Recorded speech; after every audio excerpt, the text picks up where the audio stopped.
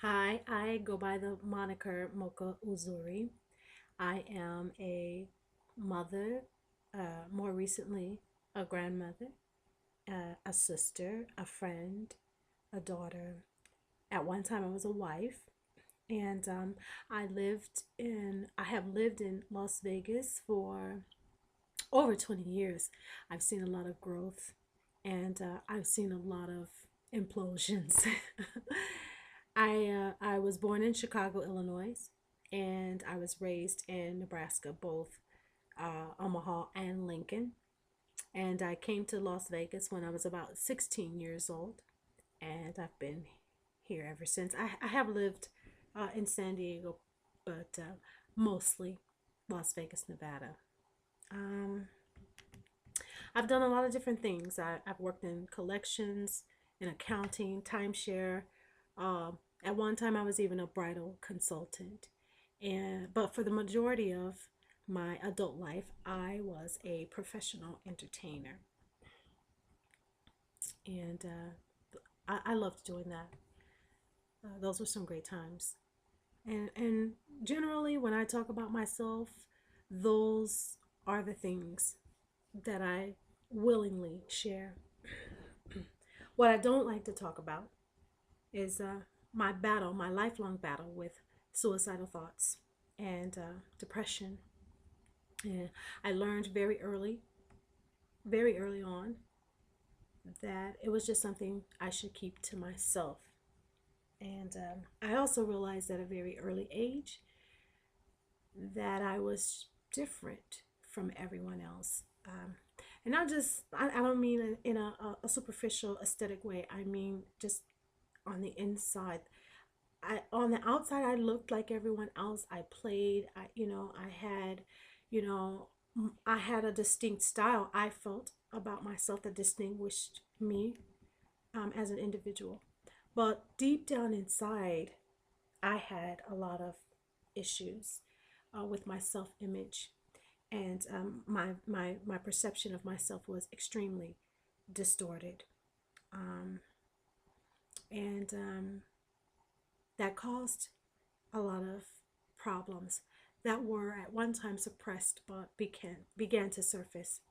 And that's when I began to self medicate. And that was a really dark period of my life. I was controlled by fear of judgment, by what other people would have to say about me. One of the biggest things was being afraid of being perceived as weak, especially as a black woman, because as a black woman, you are supposed to be indestructible, invincible, able to, leap insurmountable bounds. I'm supposed to be this superwoman with this cape. And I think that all things considered, what I did conquer, I've carried on that facade for quite some time. But the seeds that were deeply rooted inside of me began to produce fruit. And it wasn't good fruit at all, because they were bad seeds. And it began to manifest in ways that I just could not control, and in ways that I couldn't hide any longer.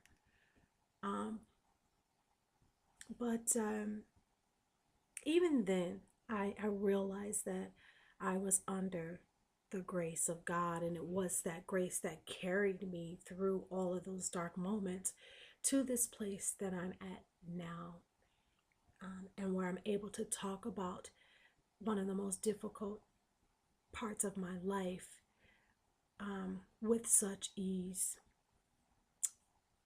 It's a great place to be. I have suffered from depression for the majority of my life, and the earliest recollection that I have of a suicide attempt was, I believe, age 14. And it wasn't, of course, it wasn't successful, but um, that's the earliest age that I remember. Uh, at that point, just feeling like I had already had enough and was not interested in seeing whatever else life had in store for me. Um, I refer to these moments, there are three pivotal moments in my life. I refer to them as my mirror moments because they all take place in the bathroom. I don't know if that's just the place that I go, um, or where serious contemplation takes place, or if it's because of me having to look at myself in the mirror, which is something that I really hardly ever did. Of course, I put on makeup, I styled my hair, I brushed my teeth, I washed my face, I cleansed my face, all of those things. But it was just very rare for me to actually look at myself eye to eye, face to face in the mirror. I don't know if anyone really does that, but it was when uh, I took a real serious look at myself. I didn't like who I saw looking back at me. And that second moment was in my mid 30s. And I decided that I had really had enough. And if this was all that life had to offer, was the constant pain and the feelings of inadequacy and of not being good enough and being different from everyone else and having heartache and hardship just continuously one after the other, um, I had had enough.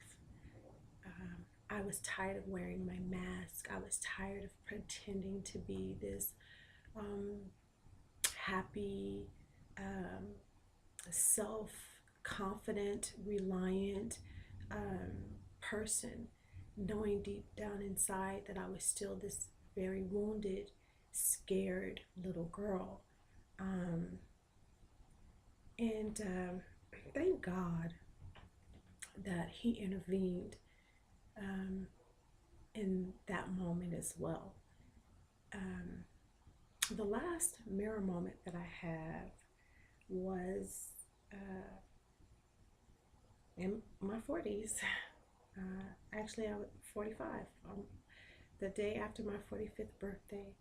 And I realized that I was just no good at trying to conduct my own life and that I really needed God's help.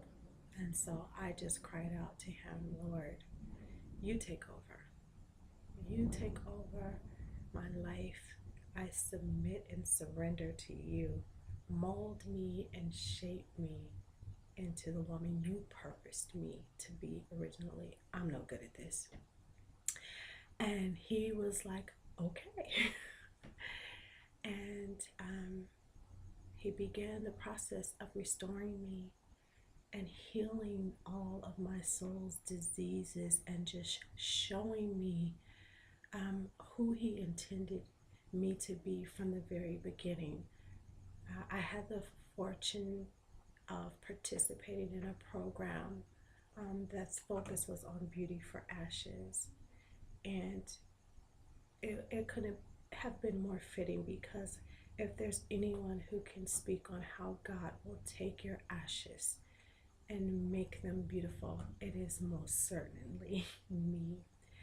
And so I'm just ecstatic to be a part of Hughes for Hope and to be able to share just the truth about our God and how loving and forgiving He is, and how He is more than capable of fully restoring your life and giving you back those things that you felt were taken away from you with something bigger and better than you ever could have imagined.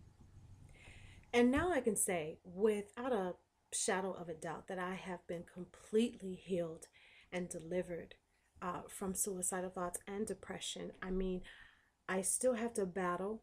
I still fight because the enemy does never gives up. But I'm grateful that God has placed me around just a really strong network of believers. The part of the body that I belong to is extremely supportive, and that extra strength and those extra prayers are what see me through and help me to sustain this new life that God has given me.